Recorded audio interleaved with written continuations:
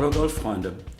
In diesem Clip zeige ich euch die Golfanlage und auch das Hotel vom Argentario Resort in der Nähe von Grosseto in der Toskana in Italien und einige Fotos von den kleinen Örtchen auf dieser Halbinsel Monte Argentario.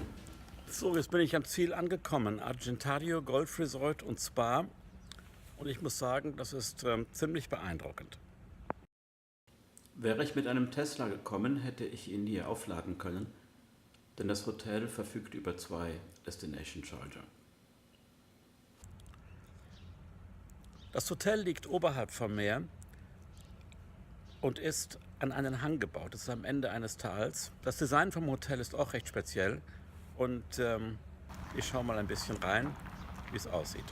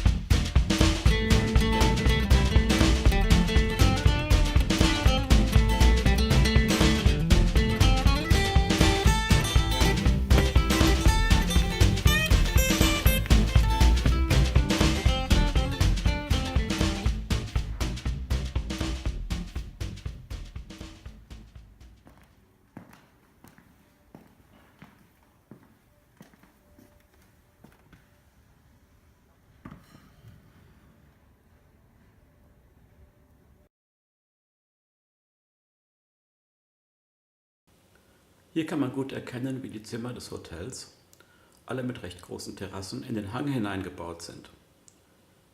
Es ist noch früh am Morgen und es liegt raureif auf dem Gras.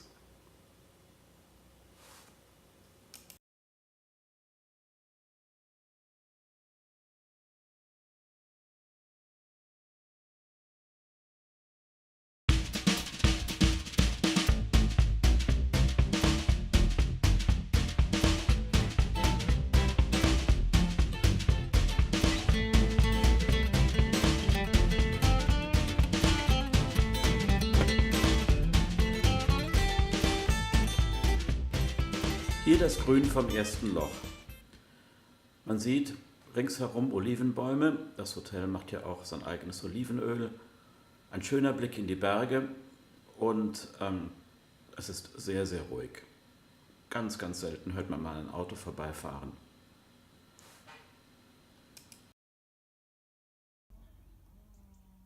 Wer nicht so gut zu Fuß ist, braucht auf den ersten Löchern vielleicht doch ein Wägelchen, denn es geht doch ein wenig rauf und runter und bis zum nächsten Tee ist es immer eine kleine Strecke.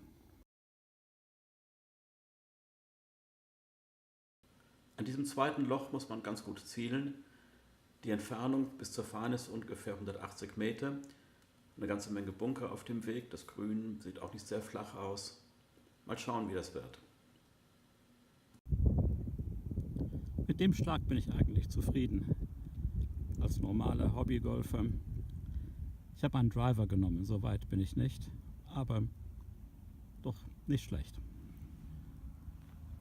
Und auch hier eine schöne Landschaft. Das nächste Loch, ein Par 5, 573 Meter für den gelben Abschlägen, eigentlich relativ viel.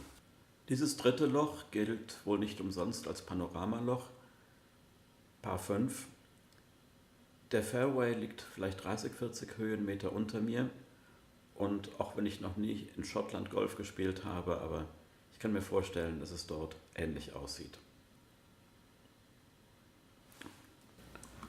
Das vierte Loch ist ein Par 4, ca. 370 Meter von den gelben Abschlägen.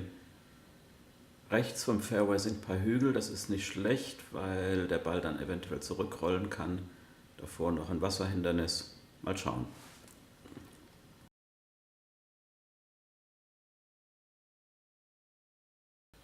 Das 5. Loch, ein etwas kürzeres Par 3, ca. 120 Meter vom gelben Abschlag, und es geht bergab.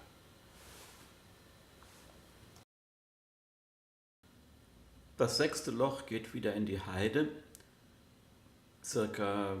490 Meter, ein bisschen mehr von den gelben Abschlägen. Hinten, wo es etwas braun ist, da scheinen Seen zu sein.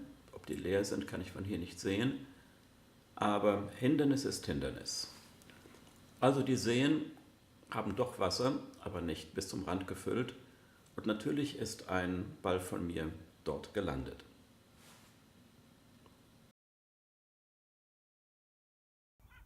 Das 7. Loch, ein Par 4 mit 275 Metern vom gelben Abschlag, führt rechts an diesem See vorbei. Das gefällt mir nun überhaupt nicht, aber so ist es. Im Hintergrund ist ein Haus und ich denke, wenn man darauf zielt in diese Richtung, dann sollte es eigentlich klappen.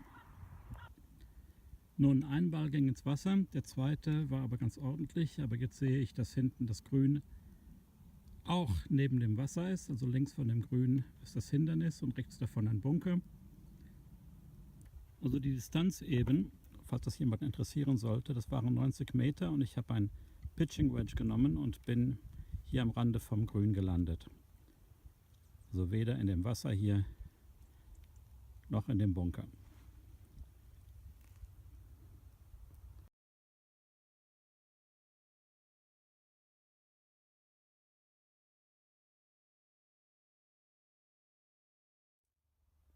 Hier am Wegesrand ein paar Kakteen, die blühen gerade. Ich weiß nicht, wie das in Italien hier heißt. In Mexiko heißen diese Blüten Tunas und die kann man essen und schmecken sehr, sehr gut.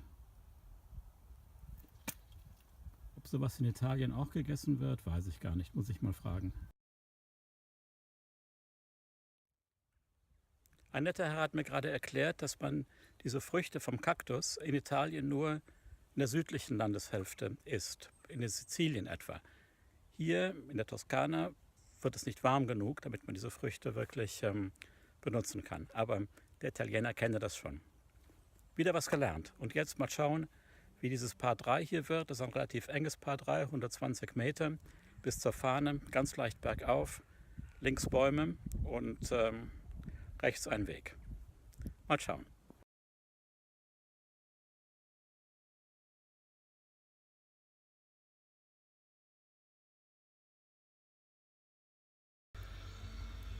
So, das 9. Loch, 515 Meter, Par 5, bis hinten zum Hotel. Hier nebendran werden gerade Villen gebaut. Da kommen ungefähr 15 Villen hin, zwischen 2 Schlafzimmern und 5 Schlafzimmern zum Eigentum oder zum Vermieten.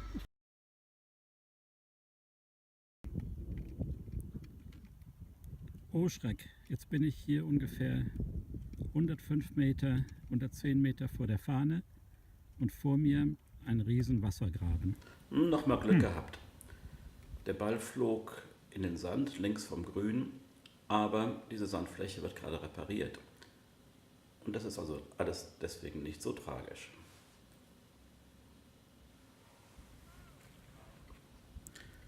So, die ersten 9 Löcher habe ich gut überstanden. Ein einziges Paar Bogies, etliche Bälle verloren, aber trotzdem viel Spaß gehabt und hier die Landschaft genossen und vor allen Dingen die Ruhe. Ich bin hier praktisch alleine.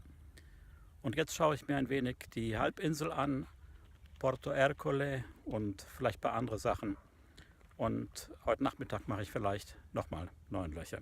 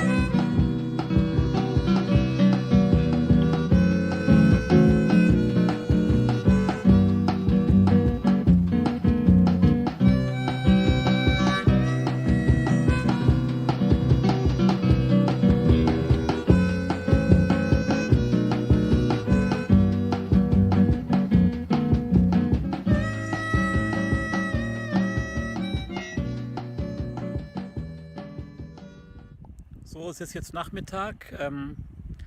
Die kleine Pause in Porto Ercole war es wirklich wert. Wunderschönes kleines Städtchen. Das Fort oben, sehr interessant, ein altes spanisches Fort mit einer wunderschönen Aussicht. Und jetzt hier die Aussicht ist auch nicht schlecht. Das ist ein Par 4, relativ kurz, 313 Meter, 320 Meter. Fängt über Wasser an. Mal schauen, ob ich die zweiten 9 Löcher auch spiele.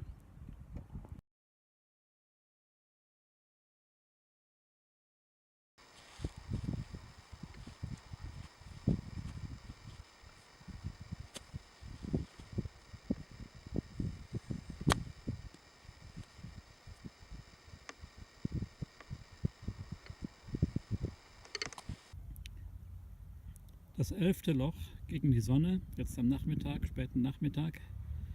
Es ist relativ weit, ein Par 5, über 500 Meter. Rechts ein Bunker, aber so weit schlage ich sowieso nicht.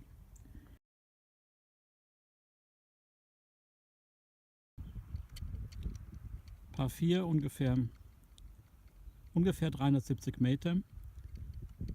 Irgendwo hinten links soll es Wasser geben, aber ich werde jetzt nicht mehr jedes Loch beschreiben, denn es gibt langsam zu viel Schatten und möchte voranmachen, bevor es hier dunkel wird. Das 17. Loch ist ein recht langes Par 3, 190 Meter vom gelben Abschlag.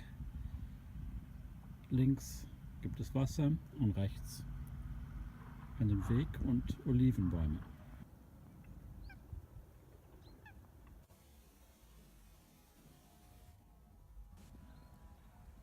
So, vielen Dank fürs Zuschauen bisher. Jetzt ist das letzte Loch, Par 4, ungefähr, was sagt das, 370 Meter. Danach wartet entweder Sauna auf mich oder ein Schwimmbad oder Fitness oder Dampfbad, also irgendwas Nettes, was das Hotel zu bieten hat. Und vielleicht kommt ihr selbst mal hierher eines Tages, sei es im Hotel oder auch nur als Tagesgast. Es lohnt sich, hier mal vorbeizuschauen. Also, Auf dem Weg zurück zum Hotel gibt es noch einige Hindernisse zu überwinden. Da ist zum einen die Baumreihe, davor auch noch ein Wassergraben. Aber wenn man als Normalgolfer dann Richtung Bunker links von den Bäumen zielt, ist man eigentlich sicher. Sehr weite Abschläger können natürlich rechts von den Bäumen versuchen, direkt in Richtung Grün zu kommen. So, und nun zum Abschluss noch einige Fotoeindrücke vom Hotel.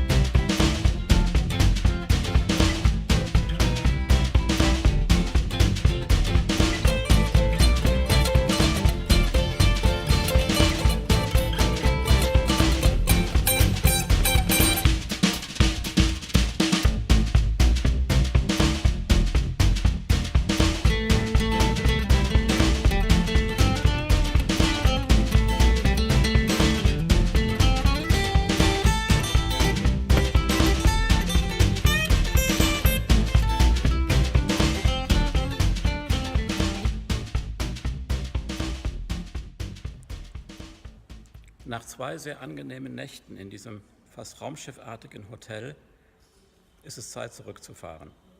Es gab hier gutes Golf, ein sehr nettes Örtchen in der Nähe Porto Ercole. Es ist 8 Uhr morgens und wenn alles gut geht, bin ich heute Abend wieder in Basel. Danke fürs Zuschauen und bis zum nächsten Film.